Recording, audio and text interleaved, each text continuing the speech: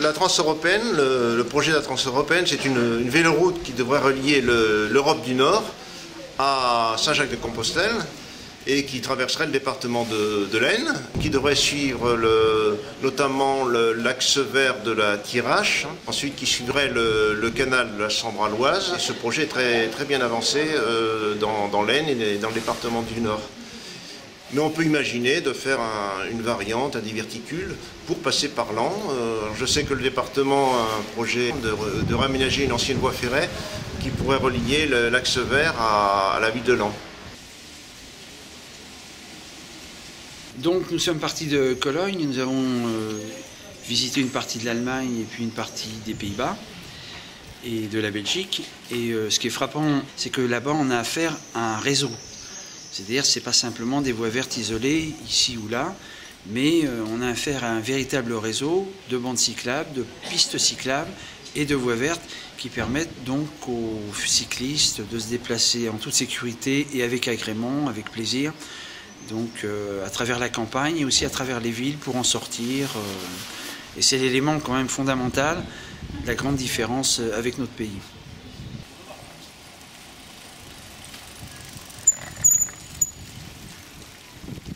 Les voies vertes sont des voies de communication en site propre, réservées aux piétons, aux cyclistes, aux personnes à mobilité réduite, éventuellement aux cavaliers, soit, d'une manière générale, au trafic non motorisé, qualifié de circulation douce. Selon les textes officiels du Code de la route, les véhicules motorisés qui empruntent ces voies encourent pour la circulation une contravention. Les voies vertes suivent en effet les tracés des schémas départementaux, régionaux, nationaux des véloroutes et voies vertes adoptés par les collectivités territoriales et le comité interministériel d'aménagement et de développement du territoire. Il existe également un schéma européen appelé Eurovélo et REVER, ce qui signifie Réseau vert européen.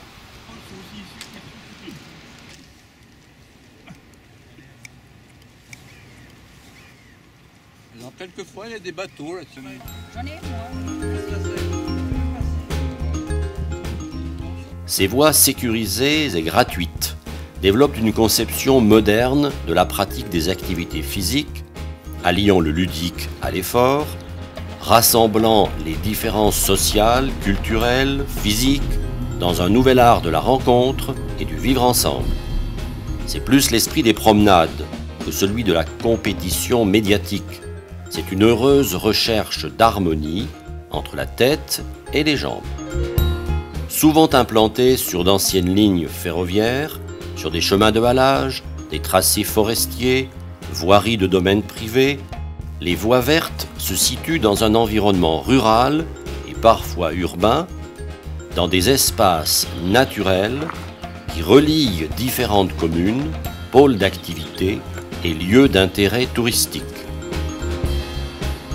En général, de 3 à 5 mètres de largeur, avec des accotements d'au moins 50 cm, elle dispose également des services indispensables tels que WC, fontaine d'eau, abri, parking, etc.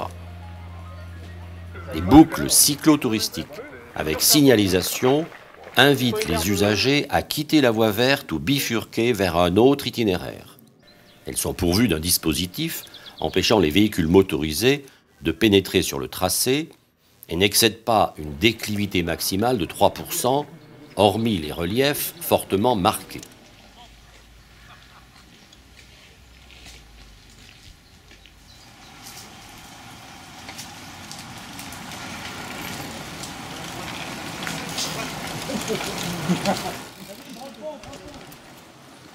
Bienvenue au Relais Ecovélo.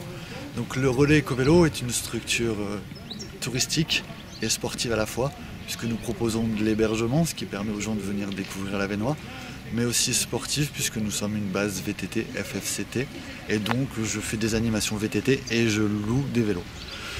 En fait, le lieu se situe au pied de la voie verte, donc la voie verte de l'Avesnois qui fait 30 km et qui permet de traverser l'Avesnois, le sud de l'Avesnois.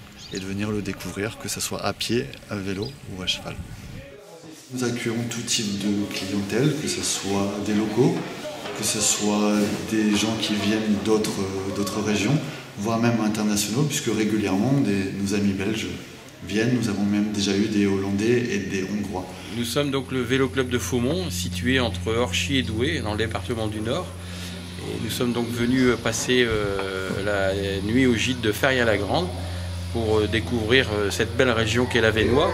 Et demain, nous allons donc passer la journée avec nos familles qui viendront nous retrouver en autobus.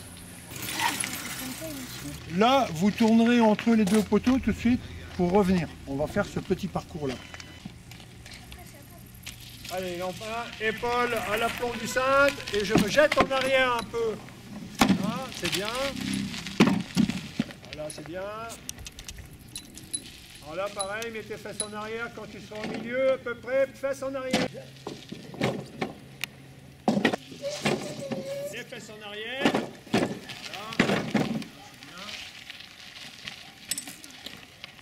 Cette école fait partie intégrante du comité des sports et elle est affiliée à la Fédération française de cyclotourisme. Elle est, je veux dire, à disposition de tous les jeunes qui soient de Ferrières ou pas. J'ai des jeunes qui viennent d'un peu tous les environs. Et donc nous sommes divisés en 3 groupes différents. Donc un groupe qui pratique l'éducation routière pour les plus jeunes, un groupe qui forme des cyclotouristes routiers et un autre groupe qui forme des cyclotouristes VTTistes. Donc on a tout un projet pédagogique qui tourne autour de ça et on les forme en orientation à la carte, en mécanique, mais aussi on leur enseigne la nature, de manière à ce qu'ils puissent la respecter et la prendre en compte. Voilà, et surtout, on a au sein de notre fédération des compétitions, donc nos jeunes sont formés à la fois pour le concours d'éducation routière et également pour les critériums routiers ou VTTistes qu'on fait à l'échelon local, départemental, régional et national. Voilà, on peut y aller? Ouais. C'est bien, bon, au revoir et puis à bientôt. Au revoir et merci.